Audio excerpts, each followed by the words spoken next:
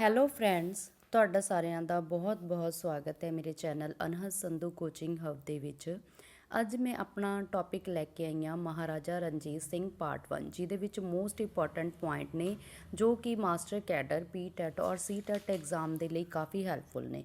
ਅਗਰ ਤੁਹਾਨੂੰ ਅੱਜ ਦੀ ਮੇਰੀ ਇਹ ਵੀਡੀਓ ਮਹਾਰਾਜਾ ਰਣਜੀਤ ਸਿੰਘ ਦੇ ਰਿਗਾਰਡਿੰਗ ਜੋ ਵੀ ਪੁਆਇੰਟ ਮੈਂ ਲੈ ਕੇ ਆਈ ਹਾਂ ਵਧੀਆ ਲੱਗੇ ਤਾਂ ਪਲੀਜ਼ ਆਪਣੇ ਫਰੈਂਡ ਸਰਕਲ ਦੇ ਵਿੱਚ ਵੱਧ ਤੋਂ ਵੱਧ ਸ਼ੇਅਰ ਕਰੋ, ਚੈਨਲ ਨੂੰ ਸਬਸਕ੍ਰਾਈਬ ਕਰੋ ਔਰ ਨਾਲ ਹੀ ਲਾਈਕ ਜ਼ਰੂਰ ਕਰਿਆ ਕਰੋ ਤਾਂ ਕਿ ਸਾਨੂੰ ਨੈਕਸਟ ਵੀਡੀਓ ਬਣਾਉਣ ਦੇ ਲਈ ਮੋਟੀਵੇਸ਼ਨਸ ਮਿਲ ਸਕੇ।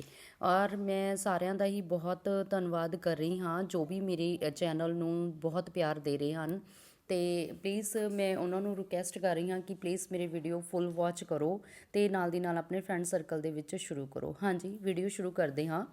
ਮਹਾਰਾਜਾ ਰਣਜੀਤ ਸਿੰਘ ਪਾਰਟ 1 ਹੈ ਜੀ, ਜਿਹਦੇ ਵਿੱਚ ਕੁਝ ਇੰਪੋਰਟੈਂਟ ਪੁਆਇੰਟ ਨੇ ਔਰ ਬਾਕੀ ਦੇ ਨੈਕਸਟ ਇੰਪੋਰਟੈਂਟ ਪੁਆਇੰਟ ਨੇ ਜੋ ਨੈਕਸਟ ਵੀਡੀਓ ਦੇ ਵਿੱਚ ਕਵਰ ਕਰਾਂਗੇ। ਸਭ ਤੋਂ ਪਹਿਲਾਂ ਅਗਰ ਅਸੀਂ ਮਹਾਰਾਜਾ ਰਣਜੀਤ ਸਿੰਘ ਦੇ ਜਨਮ ਦੀ ਗੱਲ ਕਰੀਏ ਤਾਂ ਇਹਨਾਂ ਦਾ ਜਨਮ ਸੀ ਜਿਹੜਾ ਉਹ 13 ਨਵੰਬਰ 1780 ਈਸਵੀ ਨੂੰ ਹੋਇਆ ਸੀ। ਜਨਮ ਸਥਾਨ ਇਹਨਾਂ ਦਾ ਕਿੱਥੇ ਸੀ? 13 ਨਵੰਬਰ 1780 ਈਸਵੀ ਨੂੰ ਜਦੋਂ ਇਹਨਾਂ ਦਾ ਜਨਮ ਹੋਇਆ ਤਾਂ ਗੁਜਰਾਂਵਾਲਾ ਦੇ ਵਿੱਚ ਹੋਇਆ ਸੀ, ਜੋ ਕਿ ਪਾਕਿਸਤਾਨ ਵਿੱਚ ਹੈ। ਔਰ ਇਹਨਾਂ ਦੇ ਜਿਹੜੇ ਦਾਦਾ ਸੀ ਉਹਨਾਂ ਦਾ ਨਾਮ ਸੀ ਚੜ੍ਹਤ ਸਿੰਘ, ਪਿਤਾ ਦਾ ਨਾਮ ਮਹਾਂ ਸਿੰਘ ਸੀ। ਠੀਕ ਹੈ ਜੀ, ਪਿਤਾ ਦਾ ਨਾਮ ਮਹਾਂ ਸਿੰਘ ਸੀ। ਪਿਤਾ ਜਿਹੜੇ ਇਹਨਾਂ ਦੇ ਸੀਗੇ ਮਹਾਂ ਸਿੰਘ ਔਰ ਚੜ੍ਹਤ ਸਿੰਘ, ਇਹ ਕਿਸ ਮਿਸਲ ਦੇ ਨਾਲ ਸੰਬੰਧਿਤ ਸੀ ਜੀ? ਸ਼ੁਕਰਚਰੀਆ ਮਿਸਲ ਦੇ ਨਾਲ। ਠੀਕ ਹੈ ਜੀ, ਕਿਹੜੀ ਮਿਸਲ ਦੇ ਨਾਲ ਸੰਬੰਧਿਤ ਸੀ? ਸ਼ੁਕਰਚਰੀਆ। ਓਕੇ ਜੀ, ਠੀਕ ਹੈ ਜੀ। ਸ਼ੁਕਰਚਰੀਆ ਮਿਸਲ ਦੀ ਜਿਹੜੀ ਸਥਾਪਨਾ ਸੀ ਉਹ ਇਹਨਾਂ ਦੇ ਦਾਦਾ ਚੜ੍ਹਤ ਸਿੰਘ ਨੇ ਕੀਤੀ ਸੀ। ਇਹਨਾਂ ਦੀ ਡੈਥ ਤੋਂ ਬਾਅਦ ਮਹਾਂ ਸਿੰਘ ਇਹਨਾਂ ਦੇ ਪਿਤਾ ਸੀ ਜਿਹੜੇ ਸ਼ੁਕਰਚਰੀਆ ਮਿਸਲ ਦੀ ਉਹਨਾਂ ਨੇ ਵਾਗਡੋਰ ਸੰਭਾਲੀ ਸੀ, ਔਰ ਮਹਾਂ ਸਿੰਘ ਦੀ ਡੈਥ ਤੋਂ ਬਾਅਦ ਮਹਾਰਾਜਾ ਰਣਜੀਤ ਸਿੰਘ ਨੇ ਸੰਭਾਲੀ ਸੀ। ਠੀਕ ਹੈ ਜੀ। ਇਹਨਾਂ ਦੀ ਮਾਤਾ ਜੋ ਸੀਗੇ ਉਹਨਾਂ ਦਾ ਨਾਮ ਰਾਜ ਕੌਰ ਸੀ। ਇਹ ਜੀਂਦ, ਪਟਿਆਲਾ, ਨਾਭਾ, ਜੀਂਦ ਰਿਆਸਤਾਂ ਸੀਗੀਆਂ ਉਸ ਟਾਈਮ 'ਤੇ। ਔਰ ਜੀਂਦ ਦੇ ਜਿਹੜੇ ਰਾਜਾ ਸੀ ਗਜਪਤ ਦੀ ਪੁੱਤਰੀ ਸੀ ਅਤੇ ਰਾਜਾ ਭਾਗ ਸਿੰਘ ਦੀ ਭੈਣ ਸੀ। ਠੀਕ ਹੈ ਜੀ। ਮੈਂ ਤੁਹਾਨੂੰ ਪਹਿਲਾਂ ਹੀ ਦੱਸ ਚੁੱਕੀ ਹਾਂ ਕਿ ਮਹਾਰਾਜਾ ਰਣਜੀਤ ਸਿੰਘ ਦੀ ਜਿਹੜੀ ਮਿਸਲ ਸੀ ਉਹ ਕਿਹੜੀ ਸੀ? ਸ਼ੁਕਰਚਰੀਆ ਮਿਸਲ ਸੀ। ਔਰ ਅਗਰ ਅਸੀਂ ਸ਼ੁਕਰਚਰੀਆ ਮਿਸਲ ਦੀ ਰਾਜਧਾਨੀ ਦੀ ਗੱਲ ਕਰਦੇ ਹਾਂ ਤਾਂ ਉਹ ਗੁਜਰਾਂਵਾਲਾ ਹੀ ਸੀ ਜੋ ਇਹਨਾਂ ਦਾ ਜਨਮ ਸਥਾਨ ਸੀ। ਠੀਕ ਹੈ ਜੀ।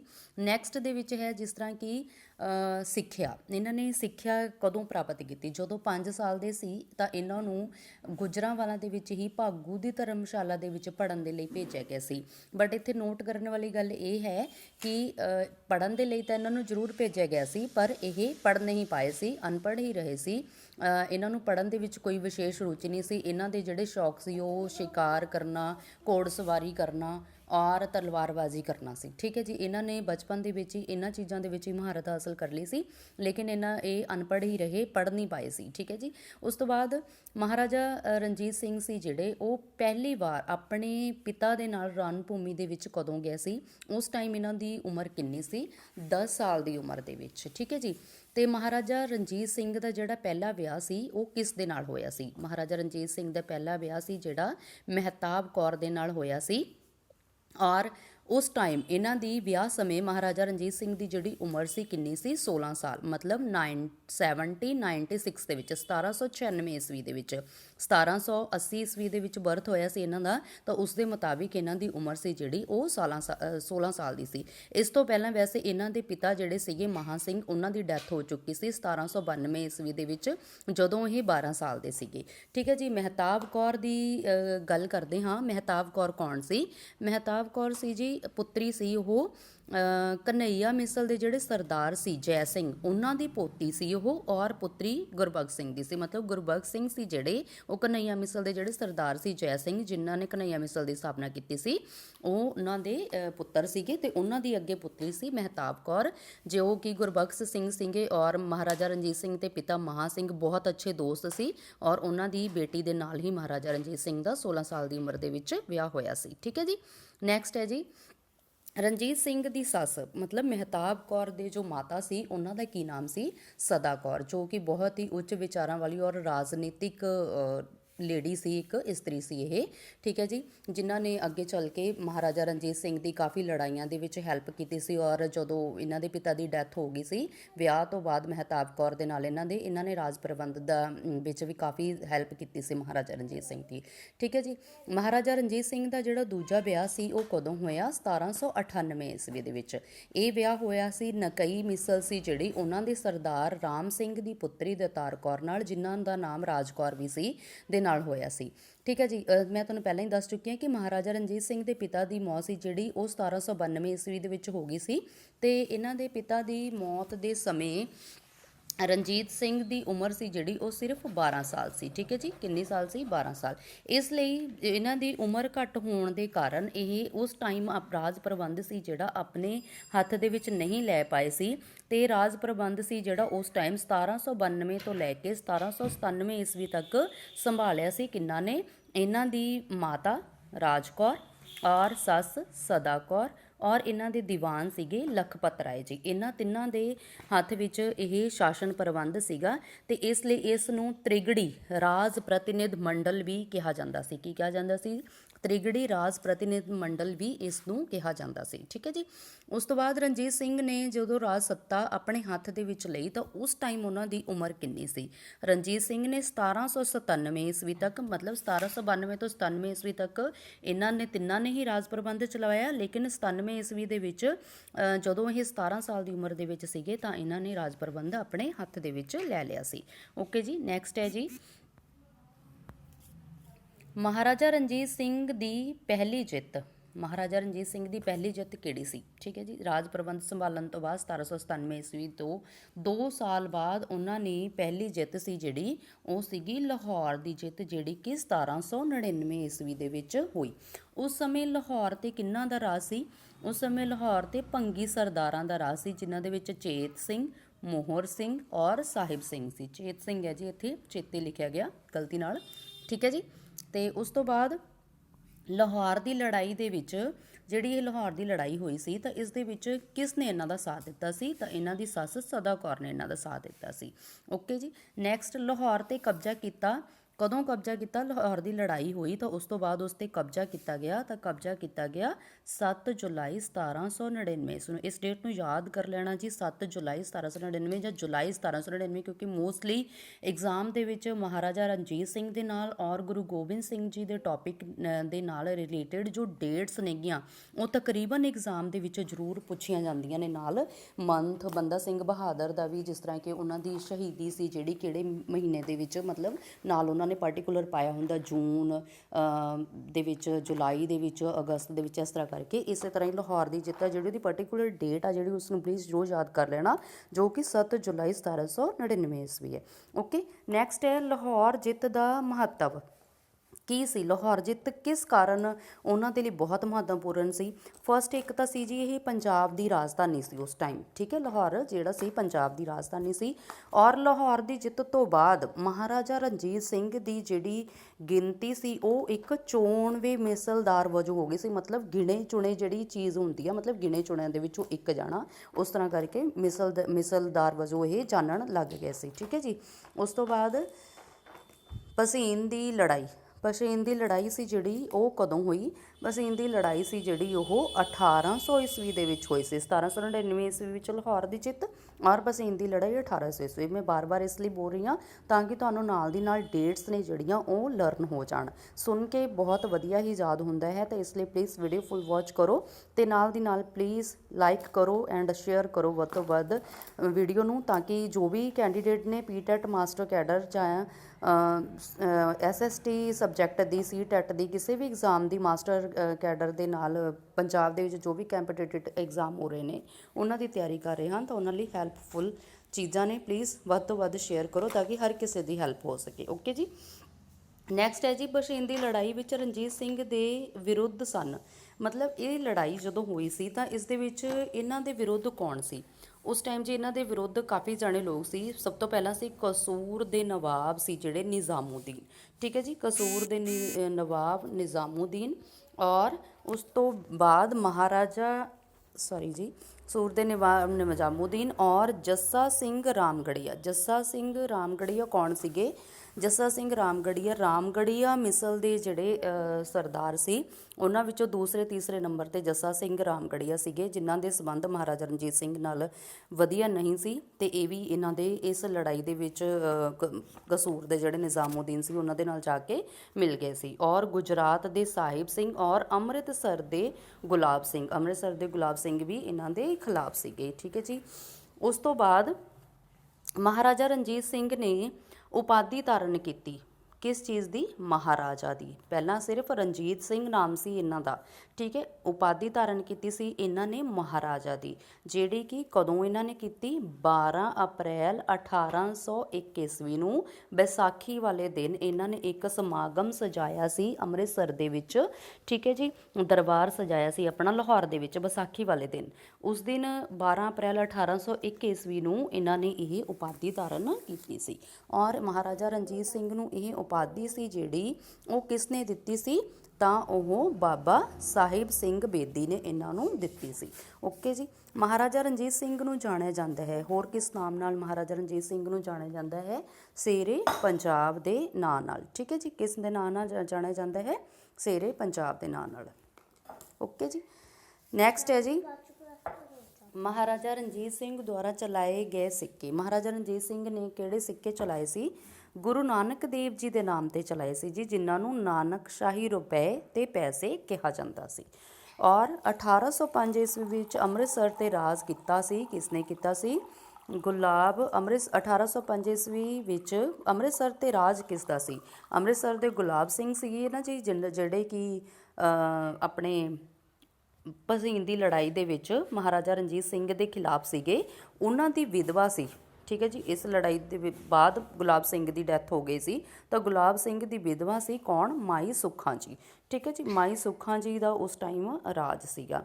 ਮਹਾਰਾਜਾ ਰਣਜੀਤ ਸਿੰਘ ਅੰਮ੍ਰਿਤਸਰ ਨੂੰ ਕੀ ਕਰਨਾ ਚਾਹੁੰਦੇ ਸੀ? ਆਪਣੇ ਅਧੀਨ ਕਰਨਾ ਚਾਹੁੰਦੇ ਸੀ, ਠੀਕ ਹੈ ਜੀ। ਮਹਾਰਾਜਾ ਰਣਜੀਤ ਸਿੰਘ ਅੰਮ੍ਰਿਤਸਰ ਨੂੰ ਕੀ ਕਰਨਾ ਚਾਹੁੰਦੇ ਸੀ? ਆਪਣੇ ਅਧੀਨ ਕਰਨਾ ਚਾਹੁੰਦੇ ਸੀ। ਕਿਉਂ ਕਰਨਾ ਚਾਹੁੰਦੇ ਸੀ? ਕਿਉਂਕਿ ਅੰਮ੍ਰਿਤਸਰ ਜਿਹੜਾ ਸੀਗਾ ਉਹ ਇੱਕ ਧਾਰਮਿਕ ਰਾਜਧਾਨੀ ਸੀਗੀ ਤੇ ਕਾਫੀ ਮਤਲਬ ਸਿੱਖਾਂ ਦੀ ਧਾਰਮਿਕ ਮਹੱਤਤਾ ਕਾਰਨ ਅੰਮ੍ਰਿਤਸਰ ਸ਼ਹਿਰ ਜਾਣਿਆ ਜਾਂਦਾ ਹੈ ਹੁਣ ਵੀ ਤੇ ਉਸ ਟਾਈਮ ਵੀ। ਇਸ ਲਈ ਮਹਾਰਾਜਾ ਰਣਜੀਤ ਸਿੰਘ ਅੰਮ੍ਰਿਤਸਰ ਨੂੰ ਆਪਣੇ ਅਧੀਨ ਕਰਨਾ ਚਾਹੁੰਦੇ ਸੀ ਤਾਂ ਕਿ ਉਹਨਾਂ ਦੀ ਜਿਹੜੀ ਪਾਵਰ ਹੈ ਔਰ ਉਹਨਾਂ ਦੀ ਜਿਹੜੀ ਸ਼ਕਤੀ ਹੈ ਉਸ ਦਾ ਜ਼ਿਆਦਾ ਉਥਾਨ ਹੋ ਸਕੇ ਔਰ ਡਿਵੈਲਪਮੈਂਟ ਹੋ ਸਕੇ ਇਸ ਚੀਜ਼ ਦੇ ਵਿੱਚ, ਠੀਕ ਹੈ। ਉਸ ਤੋਂ ਬਾਅਦ ਜੀ ਮਹਾਰਾਜਾ ਰਣਜੀਤ ਸਿੰਘ ਨੇ ਮਾਈ ਸੁੱਖਾਂ ਨੂੰ ਕੀ ਸੁਨੇਹਾ ਭੇਜਿਆ ਸੀਗਾ? ਉਹਨਾਂ ਨੇ ਸੁਨੇਹਾ ਭੇਜਿਆ ਸੀ ਕਿ ਜਿਹੜਾ ਲੋਹਗੜ੍ਹ ਦਾ ਕਿਲ੍ਹਾ ਹੈ ਔਰ ਜਮਜਮਾ ਤੋਪ ਆ ਜਿਹੜੀ ਉਹ ਮਹਾਰਾਜਾ ਰਣਜੀਤ ਸਿੰਘ ਨੂੰ ਉਹ ਦੇ ਦੇਣ, ਠੀਕ ਹੈ ਜੀ। ਲੇਕਿਨ ਮਾਈ ਸੁੱਖਾਂ ਨੇ ਮਹਾਰਾਜਾ ਰਣਜੀਤ ਸਿੰਘ ਨੂੰ ਲੋਹਗੜ੍ਹ ਦਾ ਕਿਲ੍ਹਾ ਤੇ ਜਮਜਮਾ ਤੋਪ ਦੇਣ ਤੋਂ ਮਨਾ ਕਰ ਦਿੱਤਾ ਸੀ, ਠੀਕ ਹੈ। ਜਮਜਮਾ ਤੋਪ ਸੀ ਜਿਹੜੀ ਉਹ ਕਦੋਂ ਖੋਹੀ ਗਈ ਸੀ ਔਰ ਕਿਸ ਤੋਂ ਖੋਹੀ ਗਈ ਸੀ? ਅਹਿਮਦ ਸ਼ਾਹ ਅਬਦਾਲੀ ਨਾਲ ਲੜਾਈ ਹੋਈ ਸੀ ਜਿਹੜੀ। ਅਹਿਮਦ ਸ਼ਾਹ ਅਬਦਾਲੀ ਨੇ ਭਾਰਤ 'ਤੇ 8 ਹਮਲੇ ਕੀਤੇ ਸੀ। ਉਹਨਾਂ 8 ਹਮਲਿਆਂ ਦੇ ਵਿੱਚੋਂ ਜਿਹੜਾ ਉਹਨਾਂ ਦਾ ਪਹਿਲਾ ਹਮਲਾ ਹੀ ਸੀ ਉਸ ਦੇ ਵਿੱਚ ਅਹਿਮਦ ਸ਼ਾਹ ਅਬਦਾਲੀ ਨੂੰ ਦੀ ਹਾਰ ਹੋਈ ਸੀ। ਤਾਂ ਜਦੋਂ ਅਹਿਮਦ ਸ਼ਾਹ ਅਬਦਾਲੀ ਵਾਪਸ ਜਾ ਰਿਹਾ ਸੀਗਾ ਤਾਂ ਉਸ ਟਾਈਮ ਸਿੱਖਾਂ ਨੇ ਉਸ 'ਤੇ ਲੁੱਟਮਾਰ ਕੀਤੀ ਸੀਗੀ ਤੇ ਲੁੱਟਮਾਰ ਦੇ ਵਿੱਚ ਉਹਨਾਂ ਨੇ ਅਹਿਮਦ ਸ਼ਾਹ ਅਬਦਾਲੀ ਤੋਂ ਜਮਜਮਾ ਤੋਪ ਸੀ ਜਿਹੜੀ ਉਹ ਖੋਹ ਲਈ ਸੀ 1764 ਈਸਵੀ ਦੇ ਵਿੱਚ। ਓਕੇ ਜੀ। ਮਹਾਰਾਜਾ ਰਣਜੀਤ ਸਿੰਘ ਦਾ ਅੰਮ੍ਰਿਤਸਰ 'ਤੇ ਕਬਜ਼ਾ। ਜਦੋਂ ਮਾਈ ਸੁੱਖਾਂ ਨੇ ਜਮਜਮਾ ਤੋਪ ਔਰ ਲੋਹਗੜ੍ਹ ਦਾ ਕਿਲ੍ਹਾ ਦੇਣ ਤੋਂ ਮਨਾ ਕਰ ਦਿੱਤਾ ਤਾਂ ਮਹਾਰਾਜਾ ਰਣਜੀਤ ਸਿੰਘ ਔਰ ਮਾਈ ਸੁੱਖਾਂ ਦੇ ਵਿੱਚ ਲੜਾਈ ਹੋਈ ਜਿਹੜੀ ਕਿ ਸਿਰਫ 2 ਘੰਟੇ ਹੀ ਚੱਲੀ ਸੀ ਔਰ 2 ਘੰਟੇ ਦੇ ਵਿੱਚ ਹੀ ਮਾਈ ਸੁੱਖਾਂ ਦੀ ਹਾਰ ਹੋ ਗਈ ਸੀ ਔਰ 1805 ਈਸਵੀ ਦੇ ਵਿੱਚ ਮਹਾਰਾਜਾ ਰਣਜੀਤ ਸਿੰਘ ਨੇ ਇਸ 'ਤੇ ਕਬਜ਼ਾ ਕਰ ਲਿਆ ਸੀ ਅੰਮ੍ਰਿਤਸਰ 'ਤੇ 1805 ਈਸਵੀ ਦੇ ਵਿੱਚ। ਓਕੇ ਜੀ। ਔਰ ਇੱਥੇ ਇੱਕ ਪੁਆਇੰਟ ਹੋਰ ਆ ਜੀ ਕਿ ਇਸ ਲੜਾਈ ਦੇ ਵਿੱਚ ਅਕਾਲੀ ਫੂਲਾ ਸਿੰਘ ਇਹਨਾਂ ਦੀ ਉਹ ਕਰ ਰਹੇ ਸੀਗੇ ਸਹਾਇਤਾ। ਅਕਾਲੀ ਫੂਲਾ ਸਿੰਘ ਜਦੋਂ ਫਿਰ ਮਹਾਰਾਜਾ ਰਣਜੀਤ ਸਿੰਘ ਨੇ ਮਾਈ ਸੁੱਖਾਂ ਨੂੰ ਹਰਾ ਦਿੱਤਾ ਸੀ ਤਾਂ ਅਕਾਲੀ ਫੂਲਾ ਸਿੰਘ ਦੇ ਨਾਲ 2000 ਪਠਾਨ ਸੈਨਿਕ ਸੀ ਜਿਹੜੇ ਉਹ ਵੀ ਨਾਲ ਇਹਨਾਂ ਦੇ ਆ ਕੇ ਮਹਾਰਾਜਾ ਰਣਜੀਤ ਸਿੰਘ ਦੀ ਸੈਨਾ ਦੇ ਵਿੱਚ ਮਿਲ ਗਏ ਸੀ, ਠੀਕ ਹੈ ਜੀ। ਉਸ ਤੋਂ ਬਾਅਦ ਜੰਮੂ ਉੱਤੇ ਹਮਲਾ, ਇਹਨਾਂ ਨੇ ਜੰਮੂ 'ਤੇ ਹਮਲਾ ਕਦੋਂ ਕੀਤਾ? 1800 ਈਸਵੀ ਦੇ ਵਿੱਚ। ਔਰ ਮਹਾਰਾਜਾ ਰਣਜੀਤ ਸਿੰਘ ਦੀ ਕਸੂਰ ਤੇ ਝੰਗ ਤੇ ਜਿੱਤ ਕਦੋਂ ਪ੍ਰਾਪਤ ਕੀਤੀ? 1807 ਈਸਵੀ ਦੇ ਵਿੱਚ। ਠੀਕ ਹੈ ਜੀ, ਜੰਮੂ 'ਤੇ ਹਮਲਾ 1800 ਈਸਵੀ ਦੇ ਵਿੱਚ ਔਰ ਅੰਮ੍ਰਿਤਸਰ 'ਤੇ 1805 ਈਸਵੀ ਦੇ ਵਿੱਚ। ਔਰ ਕਾਂਗੜਾ ਦੀ ਜਿੱਤ ਸੀ ਜਿਹੜੀ, ਉਹ ਵੀ ਜੀ 1807 ਈਸਵੀ ਦੇ ਵਿੱਚ। ਤੇ ਕਾਂਗੜਾ ਦੀ ਜਿੱਤ ਦੇ ਸਮੇਂ ਉਸ ਸਮੇਂ ਕਾਂਗੜਾ ਦੇ 'ਤੇ ਰਾਜ ਕਿਹਦਾ ਸੀ? ਕੌਣ ਉੱਥੋਂ ਦਾ ਸ਼ਾਸਕ ਸੀ? ਉਸ ਦਾ ਨਾਮ ਹੈ ਜੀ ਸੰਸਾਰ ਚੰਦ। ਓਕੇ ਜੀ। ਨੈਕਸਟ ਹੈ ਜੀ, ਮਹਾਰਾਜਾ ਰਣਜੀਤ ਸਿੰਘ ਦੇ ਮਿੱਤਰਤਾ ਸੰਬੰਧ ਕਿਹੜੀਆਂ ਮਿਸਲਾਂ ਦੇ ਨਾਲ ਸਨ? ਠੀਕ ਹੈ ਜੀ, ਕਿਹੜੀਆਂ ਮਿਸਲਾਂ ਦੇ ਨਾਲ ਮਹਾਰਾਜਾ ਰਣਜੀਤ ਸਿੰਘ ਨੇ ਮਿੱਤਰਤਾ ਭਰੇ ਸੰਬੰਧ ਰੱਖੇ? ਮਹਾਰਾਜਾ ਰਣਜੀਤ ਸਿੰਘ ਇੱਕ ਬਹੁਤ ਹੀ ਦਿਆਲੂ ਇਨਸਾਨ ਸੀਗੇ। ਠੀਕ ਹੈ ਜੀ, ਉਹ ਅਗਰ ਕਿਸੇ ਮਿਸਲ ਨੂੰ ਆਪਣੇ ਵਿੱਚ ਸ਼ਾਮਿਲ ਵੀ ਕਰ ਲੈਂਦੇ ਸੀ ਤਾਂ ਉਹਨਾਂ ਨੂੰ ਜਾਗੀਰ ਔਰ ਕੁਝ ਪੈਸੇ ਜ਼ਰੂਰ ਦਿੰਦੇ ਸੀ। ਠੀਕ ਹੈ, ਮਹਾਰਾਜਾ ਰਣਜੀਤ ਸਿੰਘ ਦੇ ਮਿੱਤਰਤਾ ਸੰਬੰਧ ਸੀਗੇ ਕਨ੍ਹਈਆ ਮਿਸਲ ਦੇ ਨਾਲ, ਰਾਮਗੜੀਆ ਮਿਸਲ ਦੇ ਨਾਲ ਤੇ ਆਲੂਵਾਲੀਆ ਮਿਸਲ। ਕਨ੍ਹਈਆ ਮਿਸਲ ਔਰ ਦੇ ਨਾਲ ਉਹਨਾਂ ਨੇ ਕੀ ਕੀਤਾ ਸੀਗਾ, ਉਹਨਾਂ ਦੀ ਬੇਟੀ ਜੋ ਮਹਿਤਾਬ ਕੌਰ ਸੀ ਉਹਦੇ ਨਾਲ ਵਿਆਹ ਕਰ ਲਿਆ ਸੀ। ਉਸ ਤੋਂ ਬਾਅਦ ਰਣਜੀਤ ਸਿੰਘ ਦੀ ਸ਼ਕਤੀ ਦੇ ਉਭਾਰ ਸਮੇਂ ਕਸੂਰ ਦਾ ਸ਼ਾਸਕ ਕੌਣ ਸੀ? ਠੀਕ ਹੈ, ਕਸੂਰ ਦਾ ਸ਼ਾਸਕ ਕੌਣ ਸੀ? ਨਿਜ਼ਾਮੂਦੀਨ। ਮੈਂ ਤੁਹਾਨੂੰ ਪਹਿਲਾਂ ਵੀ ਦੱਸਿਆ ਹੈ, ਜਦੋਂ ਆਪਾਂ ਬਸ਼ੀਨ ਦੀ ਲੜਾਈ ਦੇ ਵਿੱਚ ਗੱਲ ਕੀਤੀ ਸੀ ਤਾਂ ਕਸੂਰ ਦੇ ਨਵਾਬ ਉਹਨਾਂ ਦੇ ਖਿਲਾਫ ਸੀਗੇ ਨਿਜ਼ਾਮੂਦੀਨ। ਔਰ ਨਿਜ਼ਾਮੂਦੀਨ ਦਾ ਬੇਟਾ ਸੀਗਾ ਕੁਤਬੂਦੀਨ। ਠੀਕ ਹੈ ਜੀ। ਤੇ ਨਿਜ਼ਾਮੂਦੀਨ ਜਦੋਂ ਕਸੂਰ 'ਤੇ ਹਮਲਾ ਕਰਨ ਲਈ ਮਹਾਰਾਜਾ ਰਣਜੀਤ ਸਿੰਘ ਅੱਗੇ ਵਧੇ ਸੀ ਤਾਂ ਨਿਜ਼ਾਮੂਦੀਨ ਨੇ ਇਹਨਾਂ ਨੂੰ ਨਜ਼ਰਾਨਾ ਭੇਟ ਕਰ ਦਿੱਤਾ ਸੀ ਔਰ ਵਾਰਸ਼ਿਕ ਕਰ ਦੇਣ ਦੇ ਲਈ ਕਿਹਾ ਸੀ ਕਿ ਹਰ ਸਾਲ ਤੁਹਾਨੂੰ ਮਤਲਬ ਕਿ ਵਾਰਸ਼ਿਕ ਕਰ ਦਿੰਦੇ ਰਹਿਣਗੇ। ਜਦੋਂ ਤੱਕ ਇਹ ਵਾਰਸ਼ਿਕ ਕਰ ਦਿੰਦੇ ਰਹੇ ਤਾਂ ਉਸ ਟਾਈਮ ਤੱਕ ਮਹਾਰਾਜਾ ਰਣਜੀਤ ਸਿੰਘ ਨੇ ਕਸੂਰ 'ਤੇ ਆਪਣਾ ਕਬਜ਼ਾ ਨਹੀਂ ਕੀਤਾ ਸੀ। ਪਰ ਕਸੂਰ ਦੇ ਕਿਸ ਸ਼ਾਸਕ ਨੇ ਮਹਾਰਾਜਾ ਰਣਜੀਤ ਸਿੰਘ ਨੂੰ ਵਾਰਸ਼ਿਕ ਕਰ ਭੇਜਣਾ ਬੰਦ ਕਰ ਦਿੱਤਾ ਸੀ? ਤਾਂ ਨਿਜ਼ਾਮੂਦੀਨ ਦਾ ਬੇਟਾ ਸੀ ਜਿਹੜਾ ਕੁਤਬੂਦੀਨ, ਉਸਨੇ ਮਹਾਰਾਜਾ ਰਣਜੀਤ ਸਿੰਘ ਨੂੰ ਵਾਰਸ਼ਿਕ ਕਰ ਭੇਜਣਾ ਬੰਦ ਕਰ ਦਿੱਤਾ ਸੀ। ਰਣਜੀਤ ਸਿੰਘ ਦਾ ਕਸੂਰ 'ਤੇ ਹਮਲਾ, ਕਸੂਰ 'ਤੇ ਫਿਰ ਜਦੋਂ ਇਹਨਾਂ ਨੇ ਬੰਦ ਕਰ ਦਿੱਤਾ ਤਾਂ ਕਦੋਂ ਫਿਰ ਕਸੂਰ 'ਤੇ ਹਮਲਾ ਕੀਤਾ ਤੇ ਅਧਿਕਾਰ ਕੀਤਾ? 1807 ਈਸਵੀ ਦੇ ਵਿੱਚ। ਰਣਜੀਤ ਸਿੰਘ ਨੇ ਮੁਲਤਾਨ 'ਤੇ ਕੁੱਲ ਕਿੰਨੇ ਹਮਲੇ ਕੀਤੇ? ਕੁੱਲ 6 ਹਮਲੇ ਕੀਤੇ ਸੀ ਔਰ 1818 ਈਸਵੀ ਦੇ ਵਿੱਚ ਮੁਲਤਾਨ 'ਤੇ ਅਧਿਕਾਰ ਕੀਤਾ। ਓਕੇ ਜੀ। ਉਸ ਸਮੇਂ ਮੁਲਤਾਨ ਦਾ ਸ਼ਾਸਕ ਕੌਣ ਸੀ? ਉਸ ਸਮੇਂ ਮੁਲਤਾਨ ਦਾ ਸ਼ਾਸਕ ਸੀ ਜਿਹੜਾ ਉਹ ਮੁਜ਼ੱਫਰ ਖਾਨ ਸੀ। ਕੌਣ ਸੀ ਜੀ? ਮੁਜ਼ੱਫਰ ਖਾਨ। ਉਸ ਤੋਂ ਬਾਅਦ ਨੈਕਸਟ, ਕਸ਼ਮੀਰ 'ਤੇ ਕੀਤੇ ਗਏ ਕੁੱਲ ਹਮਲੇ, ਕਸ਼ਮੀਰ 'ਤੇ ਮਹਾਰਾਜਾ ਰਣਜੀਤ ਸਿੰਘ ਨੇ ਕੁੱਲ ਕਿੰਨੇ ਹਮਲੇ ਕੀਤੇ? ਤਾਂ 3 ਵਾਰੀ ਹਮਲਾ ਕੀਤਾ ਸੀ ਔਰ ਤੀਜੇ ਹਮਲੇ ਦੇ ਵਿੱਚ ਮਹਾਰਾਜਾ ਰਣਜੀਤ ਸਿੰਘ ਕਸ਼ਮੀਰ ਨੂੰ ਜਿੱਤਣ ਦੇ ਵਿੱਚ ਸਫਲ ਹੋਏ ਸੀ। ਤੇ ਇਹਦੀ ਪਾਰਟੀਕੂਲਰ ਜਿਹੜੀ ਡੇਟ ਹੈ ਉਹ ਹੈਗੀ 5 ਜੁਲਾਈ 1819 ਈਸਵੀ। ਠੀਕ ਹੈ ਜੀ, 5 ਜੁਲਾਈ 1819 ਈਸਵੀ। ਔਰ ਲਾਹੌਰ ਦੀ ਜਿਹੜੀ ਸੀਗੀ ਉਸ ਦੀ ਕਿੰਨੀ ਡੇਟ ਸੀ ਜੀ? ਹਾਂਜੀ ਯਾਦ ਕਰੋ, ਉਸ ਦੀ ਕਿੰਨੀ ਡੇਟ ਸੀ?